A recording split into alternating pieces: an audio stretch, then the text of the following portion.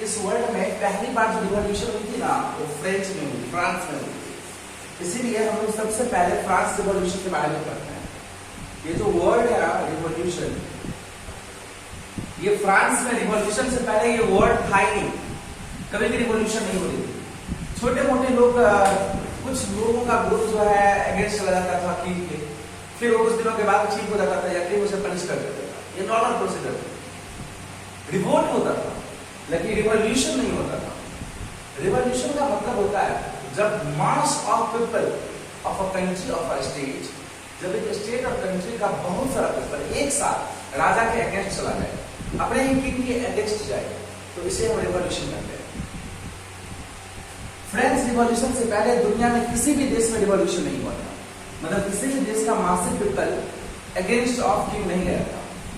पहली बार ऐसा हुआ पूरे विश्व में कि फ्रांस के राजा के खिलाफ फ्रांस के सारे लोग चले गए और फ्रांस की गद्दी पर से राजा को हटा के डेमोक्रेटिक सिस्टम एस्टैब्लिशमेंट किया। इससे पहले हर देश में राजा का राज चलता था। वैसे तो भारत गुलाम था ब्रिटिशर का, लेकिन बाकी देशों में राजा का राज चलता था। एक राजा है, उसके अंदर में पूरा कंट्री है, उसका जो मन होता है वो डिसीजन लेता है, उसी डिसीजन पे देश चलती है।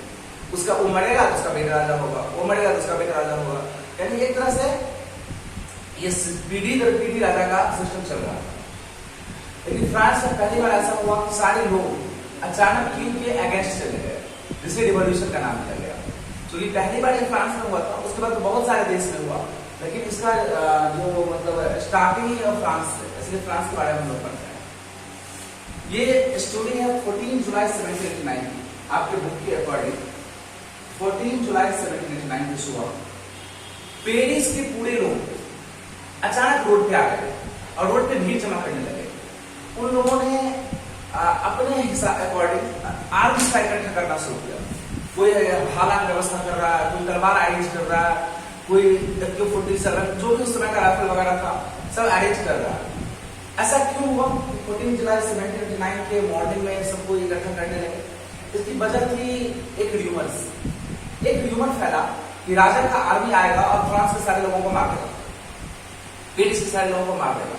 तो उस आर्मी से बचने के लिए हम लोगों को लड़ना पड़ेगा और लोगों को इकट्ठा करना शुरू किया। लेकिन राजा का आर्मी वहां क्यों आएगी? ऐसा कुछ होने वाला था ही नहीं, ये तो सिर्फ एक रिवॉर्ड था।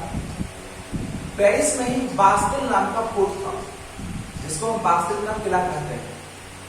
बास्टिल के फोर्ट में राजा अक्सर उस कैदियों को रखता था जो राजा के खिलाफ होता था। लेकिन लोगों का मानना था कि वो लोग लोगों के सपोर्ट में है, सिर्फ राजा के अगेंस्ट में, राजा से जबरदस्ती कैद करके रखे हुए। तो लोगों को बास्टिल के फोर्ट से नफरत सा हो गया था। पेरिस के सारे लोग अचानक बास्टिल के फोर्ट पे अटैक कर देता है। वहां 14 से 15 सोल्जर होता है राजा का, जिस सोल्जर को लोग मार देते हैं और वहां जितना भी प्रिजनर होता है कैदी, सबको वो लोग आजाद कर देते हैं वहां से। और सारे कैदी को आजाद कर दिया जाता है, सारी संपत्ति को लूट लिया जाता है।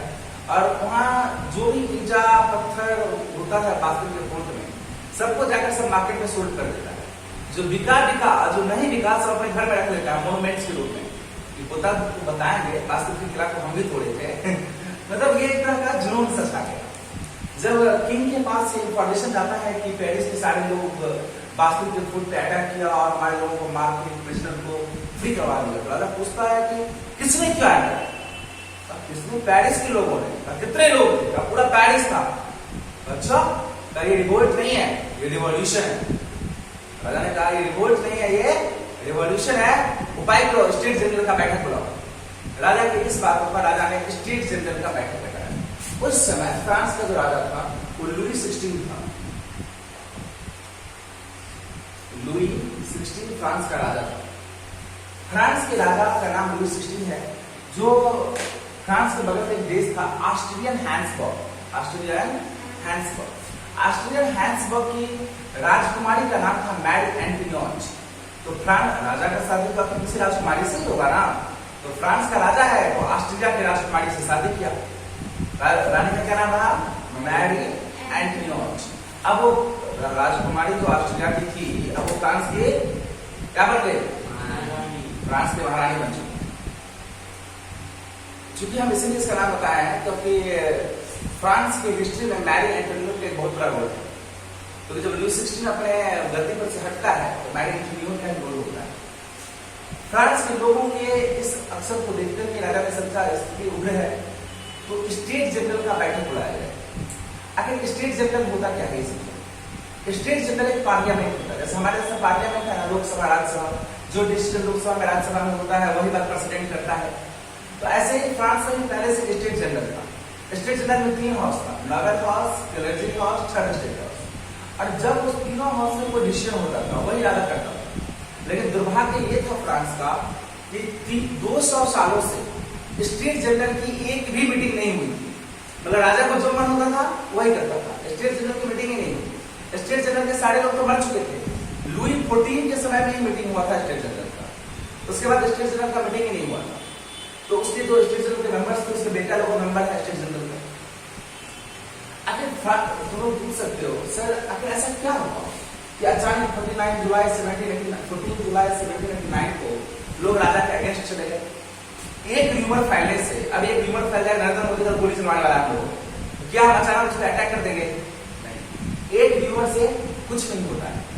यदि पहले से माहौल बन रहा होगा गोली चलवाने वाला, तब जो र्यूमर्स फैलेंगे सब लोग मान लेते हैं।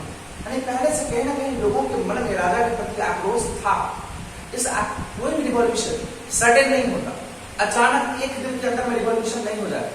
रिवॉल्यूशन के पीछे एक बहुत लंबा हाथ होता है, एक बहुत लंबा घटना चक्र होता है जिसकी वजह से रिवॉल्यूशन होती है। समझ रहे हो? अचानक सडनली रिवॉल्यूशन हो जाएगा, ऐसा होता है क्या?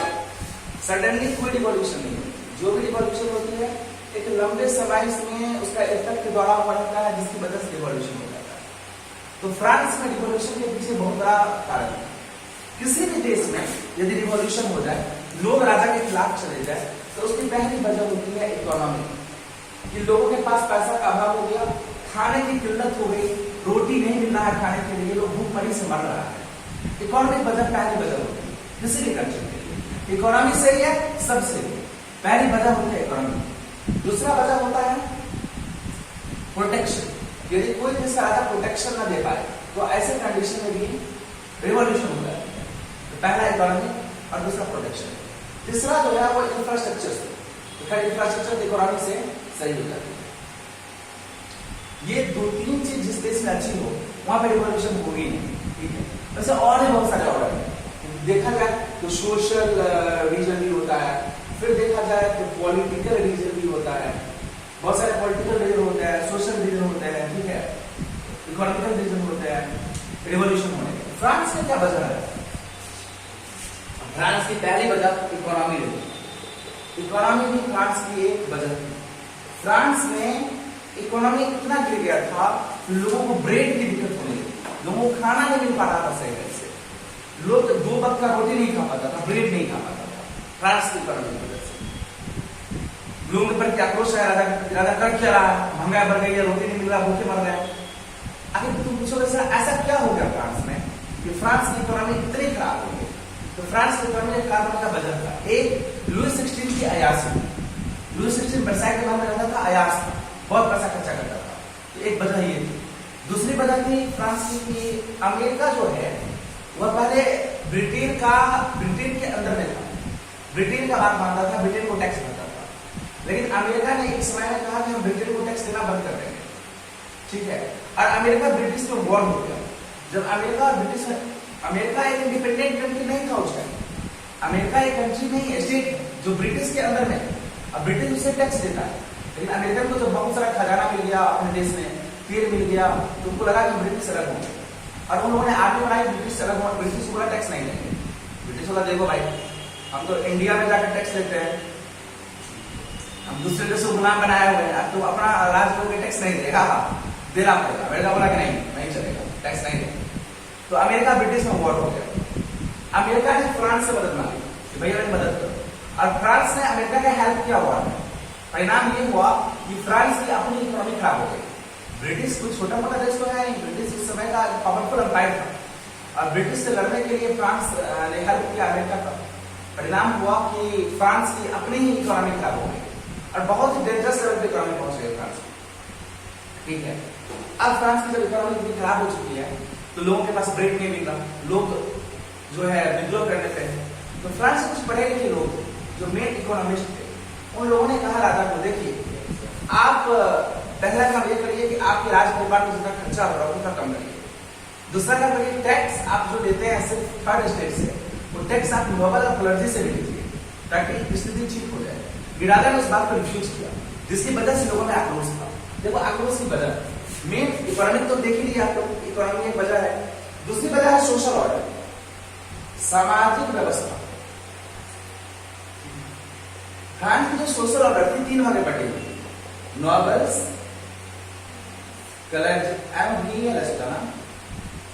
क्लर्जी और थर्ड स्टेट। नोबल, क्लर्जी और थर्ड स्टेट, ये 3 स्टेट था फ्रांस में। नोबल्स मतलब वो लोग जो राजा के खास लोग होते थे, जिनकी जमींदारी होती थी, उन्हीं लोगों का पूरा खेत होता था। और थर्ड स्टेट के लोग उसमें काम करते थे। और थर्ड टैक्स दे रहा है थर्ड स्टेट का लोग, थर्ड स्टेट का लोग टैक्स देता है, नोबल उसे टैक्स देता है। कुछ पार्ट खुद रख लेता है, कुछ राजा को पहुंचा देता है, और नोबल टैक्स नहीं देता। क्लर्जी होता है पादरी, जो चर्च का मालिक होता है, इसके पास बहुत सारा जमीन होता है, जिस जमीन में थर्ड स्टेट लोग काम करते हैं। और थर्ड स्टेट के लोगों को एक टैक्स भरना पड़ता है स्पेशल, जिस टैक्स का नाम होता है रिलीजियस टैक्स, धार्मिक टैक्स। उसका नाम था टाइल्स। तो इस टैक्स को भरना पड़ता था क्लर्जी को, तो लोगों को। तो लोगों को 2 टैक्स भरना पड़ता है, नोबल के पास, क्लर्जी के पास। नोबल वाला राजा के पास जा रहा है, क्लर्जी वाला क्लर्जी के पास आ रहा है, और ये दोनों ही ग्रुप टैक्स नहीं भरता है। वैसे कहा जाए तो नोबल्स की पॉपुलेशन बहुत कम थी। एक गांव में नोबल्स का एक ही फैमिली होता था, यानी एक हवेली होता था नोबल्स का। दूसरा गांव में फिर एक हवेली होता था, तीसरा गांव में एक हवेली होता था, हर गांव में एक नोबल्स होता था। तो पॉपुलेशन उसकी कम थी, लेकिन वो लोग एक दूसरे से जुड़े हुए थे। कैसे? इस गांव के नोबल्स के बेटी का शादी उस गांव के नोबल्स के बेटा से हो गया, मतलब बाय मैरिज, मैरिज के द्वारा नोबल्स का फैमिली एक दूसरे से जुड़ा हुआ था, रिश्तेदार थे दूसरे का सब। क्योंकि नोबल्स है तो भाई वो थर्ड स्टेट लोगों से शादी करेगा नहीं, किसी नोबल फैमिली से करेगा, तो वो लोग एक दूसरे गांव से शादी के रिलेशन से जुड़े हुए। लेकिन ये लोग टैक्स नहीं भर रहे थे, क्लर्जी भी टैक्स नहीं भर रहा, सिर्फ थर्ड स्टेट टैक्स भर रहा। थर्ड स्टेट अपने आप में परेशान है, ये 3 पार्ट से बटा हुआ है। जो थर्ड स्टेट है ये भी 3 पार्ट से बटा हुआ है। देखो ये 3 पार्ट कौन कौन सा?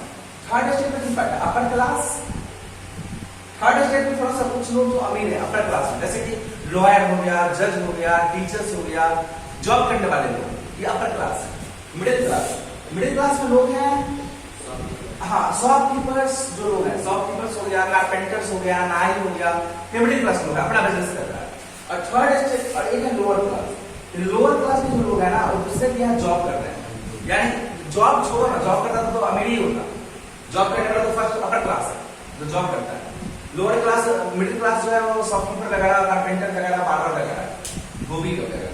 और लोअर क्लास जो है वो है एग्रीकल्चरल फार्मर, जिसके पास जमीन तो नहीं है लेकिन वो खेती करता है, मजदूर है, लैंडलेस लेबर है लोअर क्लास। और इन्हीं लोगों को टैक्स भरना पड़ता है। इसमें देखो हर तरह के लोग हैं, पढ़े लिखे लोग भी हैं, मूर्ख लोग भी हैं, और लोग लोग हैं, हर तरह के लोग हैं, यही लोग टैक्स भर रहे हैं। तो इन लोगों का गुस्सा जायज था। कुछ इकोनॉमिस्ट ने राजा को सलाह दिया था, भाई इनको भी बोलो टैक्स मोड़ दें, इसको भी बोलो टैक्स दे दें, इससे देश की स्थिति सही होगी। भाई राजा ने दोनों से टैक्स नहीं लिया, सिर्फ इससे टैक्स लिया, तो लोगों को राजा के खिलाफ आक्रोश पैदा, और 14 जुलाई 1789 को यह घटना हो गई। ठीक है, तो फ्रांस के इस रिवॉल्यूशन का इकोनॉमिक वजह भी है, सोशल ऑर्डर भी वजह है, टैक्स वजह भी है, पॉलिटिकल वजह भी है कि राजा ने नोबेल सबसे कन्विंस होकर काम किया, पॉलिटिकल वजह भी है, सोशल वजह भी है, और इंफ्रास्ट्रक्चर तो कुछ डेवलप हो ही नहीं रही थी वहां पर, तो वो भी एक वजह में से है। तो सारी वजह रिवॉल्यूशन के लिए जिम्मेदार है। तो उसके बाद राजा ने कहा कि हाँ ठीक है, हाँ स्टेट जनरल का बैठक बुलाएंगे। अब राजा की स्टेट जनरल है कैसे, ये देखो।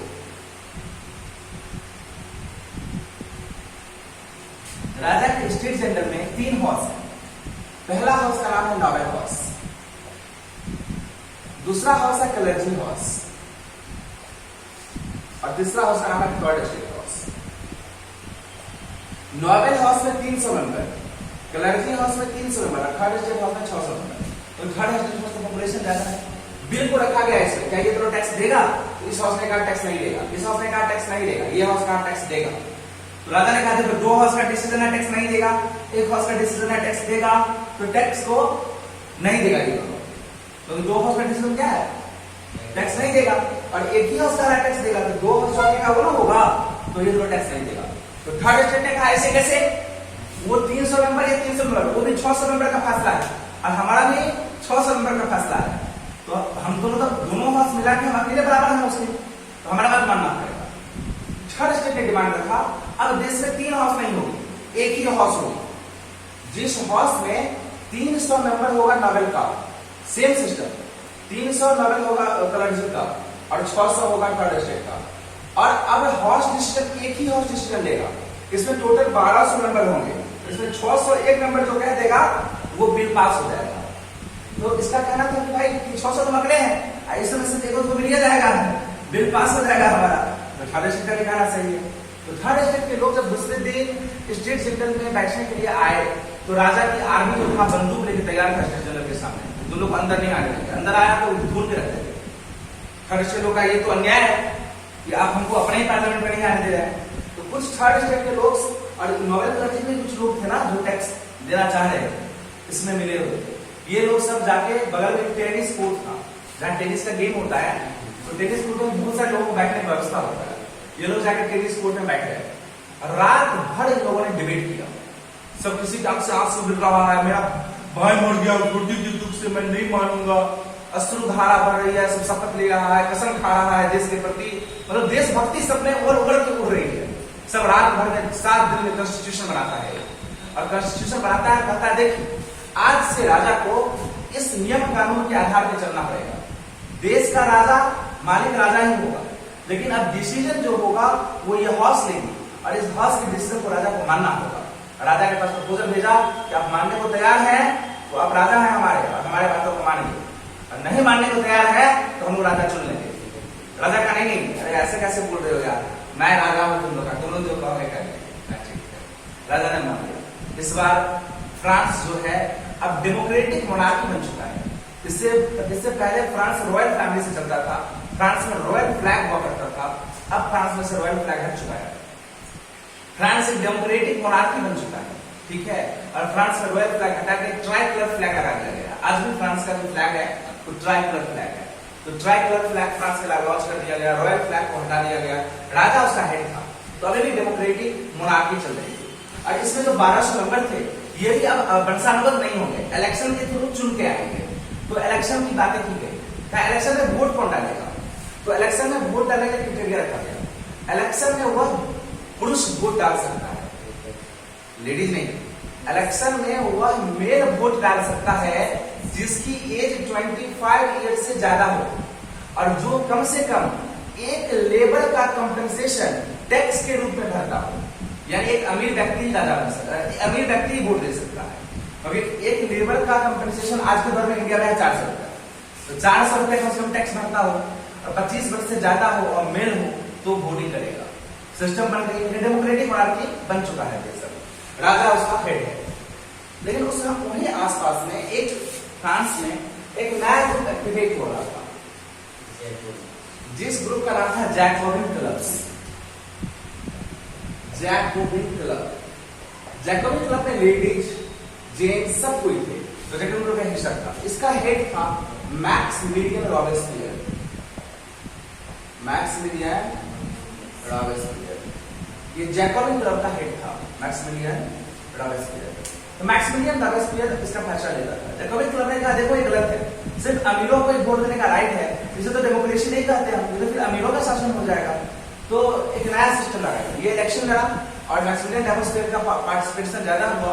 इसे नया कानून बनाया जीतने के बाद 1791 में जीता था और इसे नया कानून बनाया 1792 में कि आज के बाद कोई भी जो 21 वर्ष से ज्यादा है वह वोटिंग कर सकता है, चाहे उसके पास पैसा हो या ना हो, टैक्स दे रहा हो या ना दे रहा हो। देखो दोनों वोटिंग में फर्क है।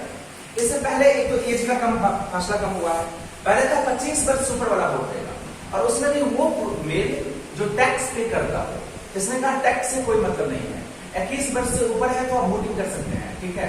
तो इसने वोटिंग को बढ़ावा दिया, किसने, मैक्सिमिलियन रॉबेस्पियर ने। मैक्सिमिलियन रॉबेस्पियर की खामियां थी, वो अपने विरोधी को जिंदा नहीं छोड़ता था, उसने कानून बनाया और जज रखा। जज तो होता ही है देश में, और जो लोग गलती करता था उसको तुरंत सजा देता था, बुलेटिन पे चढ़ा दो। बुलेटिन एक ऐसी सजा है जिसमें गर्दन को 2 पार्ट्स में बांट दिया जाता है, डिफरेंशिएटेड इनटू 2 पार्ट्स, ठीक है। तो बुलेटिन पे चढ़ाने का सजा दे दिया जाता था मैक्सिमिलियन रॉबेस्पियर। तो मैक्सिमिलियन रॉबेस्पियर के समय में ही राजा को भी बुलेटिन पे चढ़ा दिया गया, किंग को भी। और मैक्सिमिलियन रॉबिस्पियर कहा अब से राजा हम हैं, तो इसने खुद को राजा बनाया इलेक्शन जीतकर। और इस दिन से अब फ्रांस डेमोक्रेटिक मोनार्की नहीं रहा, फ्रांस डेमोक्रेटिक रिपब्लिक बन चुका है, क्योंकि अब कोई राजा नहीं है। समझ में आ रहा है? अब कोई राजा नहीं है, अब राजा भी चुन के मिलेगा। तो जब किसी देश का पहला व्यक्ति, जब किसी देश का प्रेसिडेंट चुनकर जाता हो, इलेक्शन के थ्रू सिलेक्ट होकर जाता हो, तो उस देश को हम रिपब्लिक देश कहते हैं। भारत क्या है? एक डेमोक्रेटिक रिपब्लिक कंट्री है। ये भारत के प्रेसिडेंट को हम इलेक्शन के थ्रू चुनते हैं, इसलिए भारत का प्रेसिडेंट क्या है? भारत क्या है? एक डेमोक्रेटिक रिपब्लिक कंट्री है। Am I right? लेकिन फ्रांस जो था अभी तक डेमोक्रेटिक मोनार्की था, लेकिन मैक्सिमिलियन रॉबिस्पियर के आने के बाद, जैकोबिन क्लब्स के आने के बाद से ये क्या हो गया? डेमोक्रेटिक रिपब्लिक हो चुका है। क्योंकि अब यहाँ का राजा क्या होता है? चुनकर आता है। अभी एनी प्रॉब्लम? मैक्सिमिलियन रॉबिस्पियर की खामियां थी बुलेटिन पे चढ़ाना, ठीक है। और मैक्सिमिलियन रॉबिस्पियर का एक और काम था, इसने पूरे यूरोप कॉन्टिनेंट में, यूरोप कंट्री में कौन कौन से देश है? Austrian Habsburg, Ottoman Empire, kingdom of Netherland, kingdom of, आज वाला देश सब है ही नहीं, आज वाला देश है ही नहीं वहां पे। वहां तो देश सब कौन कौन है? सुनो, kingdom of Netherland, kingdom of Spain, Ottoman Empire, Austrian Habsburg, Russia, ये सब देश है। आज वाला इटली, रोम, ये सब नहीं है उसमें, क्यों? अलग अलग देश है।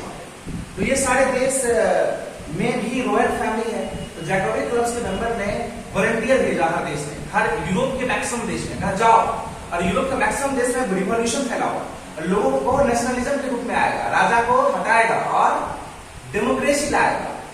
तो फ्रांस में से हर एक देश में डेमोक्रेसी जाने की बात होने लगी, वॉलंटियर्स जाने लगे फ्रांस के, और लोगों को समझाने बुझाने लगे कि आप लोग राजा के राज से हटिए, डेमोक्रेसी लाइए। देखिए फ्रांस में हम डेमोक्रेसी लाए हैं, राजा को हटा दिए। इसमें एक किरदार और है, जिसका नाम है मैरी एंटोनियट। राजा तो मर चुका है, बट मैरी एंटोनियट जिंदा है, और वो कोई नॉर्मल लेडी नहीं है, फ्रांस की रानी थी, ऑस्ट्रिया की राजकुमारी है। और ऑस्ट्रेलिया एक छोटा मोटा देश नहीं है, ऑस्ट्रेलिया ऑस्ट्रियन हैब्सबर्ग है, एक बहुत बड़ी देश है। तो ऑस्ट्रिया फ्रांस पे अटैक करता है, और इस रिवॉल्यूशन की जो गवर्नमेंट होती है उसे फ्रांस से, ऑस्ट्रिया से कंटिन्यू लड़ना पड़ता है। फ्रांस का ऑस्ट्रिया से कंटिन्यू जंग होता है, जिसमें नेपोलियन नाम का एक बंदा हमेशा ऑस्ट्रिया से जंग लड़ते रहता है, और वो जंग जीतते भी रहता है, जिसकी वजह से नेपोलियन फेमस हो जाता है। जैकोबिन क्लब्स का जो मेंबर था मैक्सिमिलियन रॉबिस्पियर, प्रेसिडेंट, इससे भी एक गलती हो जाती है, और कोर्ट ने इसको भी बुलेटिन में चढ़ाने का ऑर्डर दे देता है, और मैक्सिमिलियन रॉबिस्पियर भी बुलेटिन पे चढ़ जाता है। नहीं कहता है कुआं खुद खोदोगे तो उसमें गिरेगा कौन? तो बुलेटिन बनाया और बुलेटिन पे चढ़ गया। मैक्सिमिलियन रॉबिस्पियर के मरने के बाद फ्रांस में अस्थिरता आ गई, कोई भी राजा बहुत मतलब टिक नहीं पाया। बाद में नेपोलियन जब जीत के लौटता है ऑस्ट्रिया से, तो लोग नेपोलियन को राजा बना देता है, और नेपोलियन ही प्रेसिडेंट बन जाता है देश का। क्योंकि नेपोलियन को बनाया था रिवॉल्यूटरीज ने इलेक्शन के थ्रू, लेकिन नेपोलियन बाद में डिक्टेटर बन जाता है, और अपने ही गवर्नमेंट का बात मानना बंद कर देता है, अपने ही लोगों का बात मानना बंद कर देता है, जो मन होता है वो करता है। लेकिन नेपोलियन सही डायरेक्शन में काम करता है, और देश को लूटने का काम नहीं करता, देश को ऊंचा उठाने का काम करता है। लेकिन इसके चक्कर में वो यूरोप के मैक्सिमम देश पे अटैक कर देता है, और पूरे यूरोप से दुश्मनी मोड़ ले देता है। क्योंकि वो एक सोल्जर था, जिसकी माइंड सोल्जर वाली थी, वो पूरे विश्व में अटैक करता है, ब्रिटेन से लड़ जाता है, ऑस्ट्रेलिया से लड़ जाता है, अमेरिका, हर देश से लड़ जाता है, पूरे यूरोप कॉन्टिनेंट से लड़ जाता है, और तबाही मचा देता है यूरोप में। पूरा यूरोप का नीदरलैंड, स्पेन, ऑस्ट्रिया, रशिया सब परेशान हो जाता है इससे, फ्रांस से। नेपोलियन के समय में नेपोलियन ने बहुत सारा सुधार भी किया था, नेपोलियन से लोग परेशान भी हुए थे, और मैक्सिमिलियन रॉबिस्पियर का समय खत्म हो गया, और नेपोलियन ने भी वॉलंटियर्स भेजा विश्व के अनेक देशों में, जाओ और जाके फैलाओ क्रांति को, हर देश से राजा को हटाओ और डेमोक्रेटिक गवर्नमेंट लाओ। तो इस सिस्टम को नेपोलियन ने बनाने का काम किया। अपने समय नेपोलियन ने 5 सूत्री योजना लाया था, जिसे नेपोलियनिक कोड कहते हैं। नेपोलियनिक कोड, नेपोलियनिक कोड बहुत सारी बातें करती है, जैसे कि फ्रांस में टैक्स सिस्टम को इंक्लूड, जीएसटी ला दिया उसने। आज जीएसटी मोदी जी लाए हैं, नेपोलियन उस समय जीएसटी ला दिया था। कहा पूरे फ्रांस में एक ही टैक्सेशन सिस्टम होगा, एक बार फ्रांस में टैक्स दीजिए और कहीं भी सामान बेच सकते हैं। उस पहले क्या था, जो फ्रांस की जगह है लक्सेमबर्ग, और एक जगह है न्यूरमबर्ग। लक्सेमबर्ग से न्यूरमबर्ग को जाने में एक व्यापारी लक्सेमबर्ग से न्यूरमबर्ग सामान ले जा रहा है, तो उसे 8 जगह टैक्स देना पड़ता था। एक ही देश में 8 जगह वो टैक्स लेता था, तो सामान की कॉस्ट बढ़ जाती थी। उसके अलावा हर जगह की मेजरमेंट सिस्टम अलग अलग है। कहीं पर 1 मिली का मतलब है 50 सेंटीमीटर, तो कहीं पर 1 मिली का मतलब है 60 सेंटीमीटर, कहीं पर 1 मिली का मतलब है 20 सेंटीमीटर, और हर जगह मेजरमेंट के हिसाब से टैक्स देना पड़ता था। यानी कहीं पर मेजरमेंट कुछ और, कहीं पर मेजरमेंट कुछ और, इल्ली वहां चलता था। तो नेपोलियन ने कहा नहीं, पूरे देश में अब 8 जगह 10 जगह टैक्स नहीं लगेगा, एक ही जगह टैक्स लगेगा। तो सेम टैक्सेशन सिस्टम लाया, का सेम मेजरमेंट सिस्टम, पूरे देश में एक ही मेजरमेंट सिस्टम होगा। 1 मिली 50 सेंटीमीटर, तो पूरे देश में 1 मिली 50 सेंटीमीटर होगा। तो मेजरमेंट सिस्टम को सेम किया। ये ला फैक्ट्री ला सिचुएशन का फॉर्मूला दिया, पूरा देश में, ये देश हमारा फादरलैंड है और हम सभी सिटीजन इसके बच्चे हैं, ये फॉर्मूला उसने दिया था। नेपोलियन बहुत ही अच्छा इंसान था फ्रांस के लिए, लेकिन वो अपने समय में तो कभी हारा नहीं, लेकिन फ्रांस को भी तब मतलब हमेशा जंग में उलझाया था। लेकिन एक समय में उसने ब्रिटिश को भी तबाह कर दिया। नेपोलियन क्वालिटी थी, एक समय में ब्रिटिश को भी तबाह कर दिया था। कहा जाता है ब्रिटिश का सारा रास्ता बंद कर दिया था। ब्रिटिश में चावल की किल्लत हो गई थी, ये इंडिया में से चावल जाता था, नेपोलियन उसमें पहुंचने नहीं देता था ब्रिटिश तक, बीच में ही जहाज को रोक लेता था। लेकिन नेपोलियन की ये गलती, नेपोलियन यदि फ्रांस को ब्रिटिश को चावल नहीं बेचता तो ब्रिटिश नेपोलियन के पैरों पे गिर जाता। लेकिन फ्रांस सोचा कि दूसरे देश से चावल आ नहीं रहा ब्रिटेन का, तो हम चावल बेचते हैं। तो फ्रांस ने अपना चावल महंगे कॉस्ट पे बेचना शुरू कर दिया। किसको? ब्रिटिश को।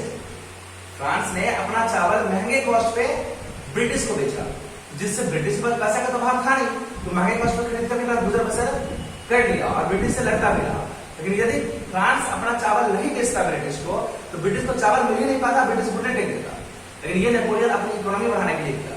पूरे विश्व के देशों में चाहता था मेरी इकोनॉमी बढ़ जाए, मेरा डेवलपमेंट बढ़ जाए, उसके लिए भी उसने मेहनत किया था। अभी अभी प्रॉब्लम, तो इस चैप्टर में कुछ चीजें और रह गई, जिसे आप लोग जो भी प्रॉब्लम हो आप लोग जो है कमेंट बॉक्स में लिखेंगे, हम जो है आगे फिर से इसमें जो प्रॉब्लम होगी उसके वीडियो बना के दे देंगे आप लोग, ठीक है। और अभी आप लोग जो प्रॉब्लम हो रही है बुक्स पढ़िए, बुक्स पढ़ने के बाद जो प्रॉब्लम हो तो हमसे पूछ लीजिए, ठीक है। और